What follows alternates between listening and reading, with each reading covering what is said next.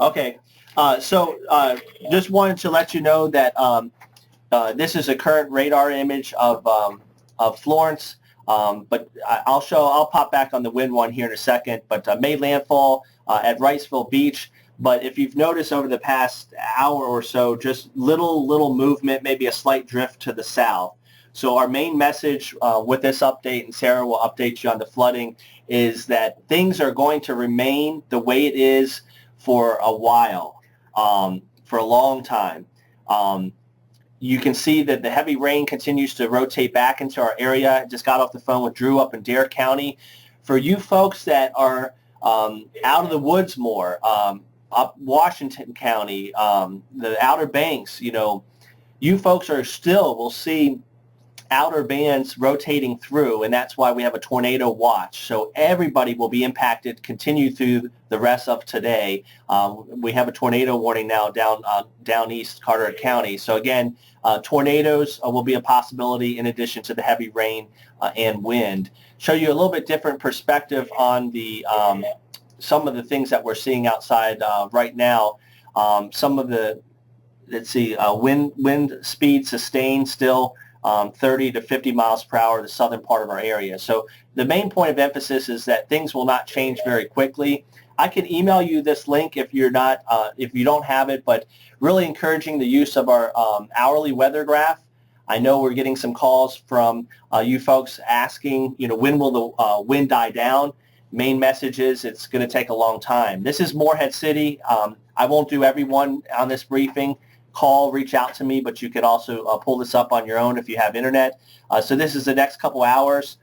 Gusts still quite strong, and then you'll notice that wind speeds do come down this afternoon and this evening, but through tonight we're still talking above tropical storm force wind speeds, especially in the gust. So yes, the trend is better this afternoon, but it will take a long time, and those gusts will continue through tonight. That's Morehead City. A little bit closer to where the landfall was, Jacksonville, takes even longer. So again, we've peaked. Our wind speeds have peaked, but they remain fairly steady through mid-morning. And then a slow trend down this afternoon, keyword being slow, and then still, especially the gusts, remaining above tropical storm force through tonight. Note the direction. And Sarah had a good point, and you can really see it with the radar. She had an excellent point. Note the direction, southeast.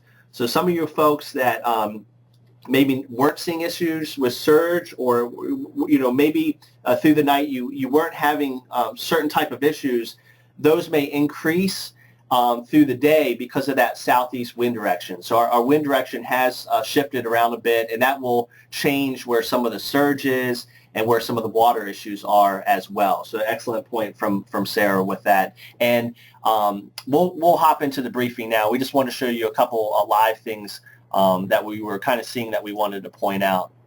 So you should all have this in your inbox.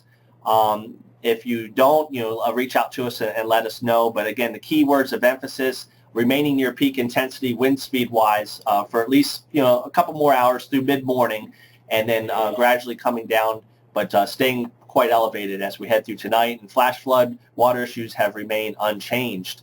We mentioned highest impact for wind will be this morning. But the tropical storm force winds through tonight, and the storm surge flooding risk has not changed. And then we've mentioned tornadoes, but I want to emphasize that a lot with this update, especially as we have people trying to get out to assess the situation, to emphasize having multiple ways to receive these warnings, because they're going to happen very quickly when we issue those warnings. Greatest impacts remain surge, water, but don't let our guard down about tornadoes, as we said. And then the wind, still a high impact, especially through mid-morning, but impacting operations because you have those elevated wind speeds through tonight. So even though they come down, they will certainly play a role in your recovery efforts. So as far as Florence goes, the track, not much of a track. Very, very slow, meandering movement. If you look at some of the positioning from this morning through Saturday afternoon, so again, from where we are now to Saturday afternoon, crawls toward the North Carolina-South Carolina border. So the key word, slow improvement across our area. Storm surge warnings remain as is. If you haven't heard, over 300 water rescues were performed this morning in New Bern. Don't have an update, but that's the last that we heard due to extensive storm surge and now in heavy rain. That threat will remain high.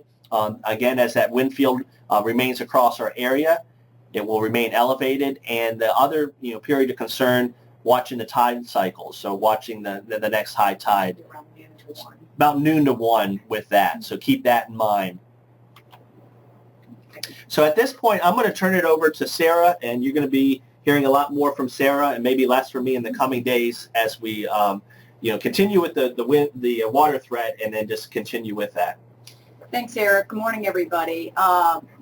We're waking up this morning to, I'd say, unpleasant conditions outside. Overnight, primarily, is when we saw a lot of the storm surge problems.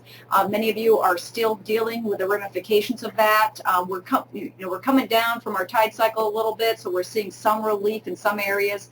As Eric mentioned, the winds have shifted, and I'm sure many of you are very familiar with what kind of a wind direction it takes to cause the most problems in your area. So for some, the southeast fetch that's going to persist for quite some time is going to be worse, and for others it may provide a little bit of relief and allow some of those waters to go down. What I have up here is kind of a combination of sites that are around the area. These are a combination of just water level gauges and NWS gauges as well. And what we're seeing, you can identify quickly that many of these have either touched or are continuing to go into flood stage, some in major.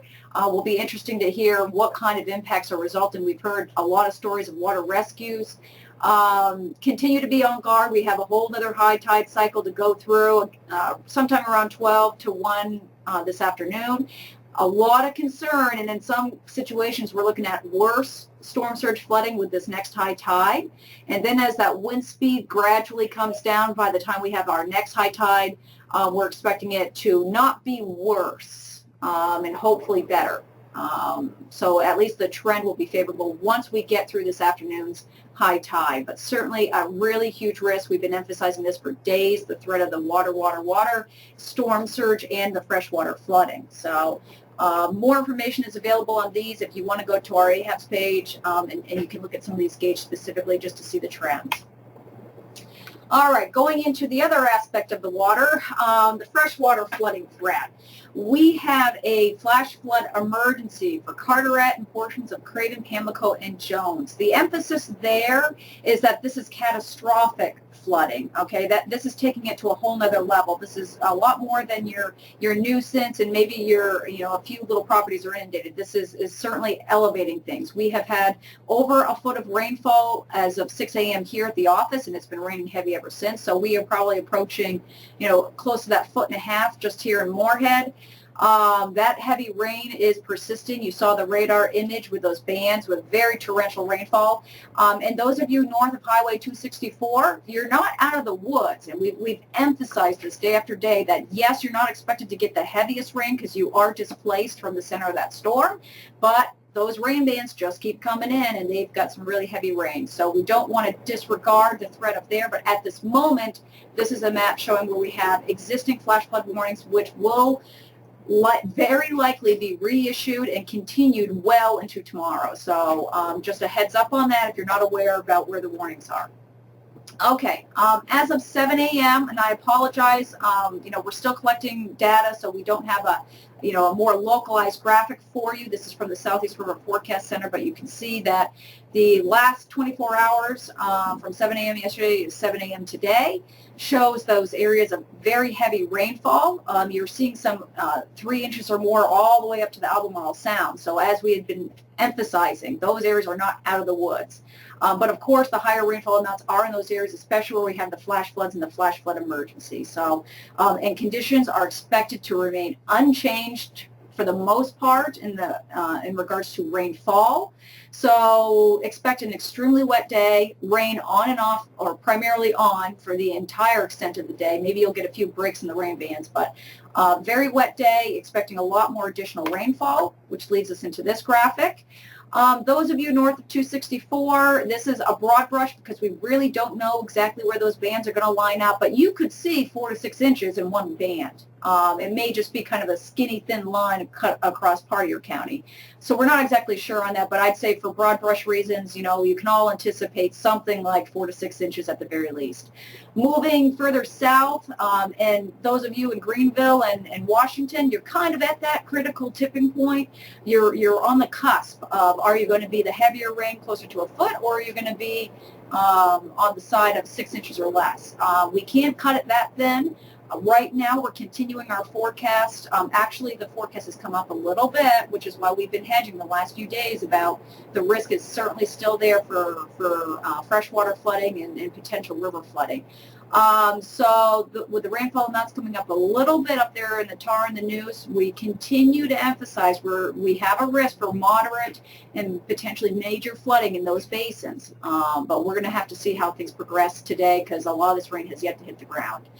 South of that, you're talking about the Dukeland, Onslow. Those areas are really getting the rain now, and that's going to continue to spread. Those areas are going to be the concentration of the heaviest rain for today, apart from the rain bands affecting everybody else. So we're still in store for a couple feet of rain in some areas, so don't let your guard down. Flash flood threat is significant.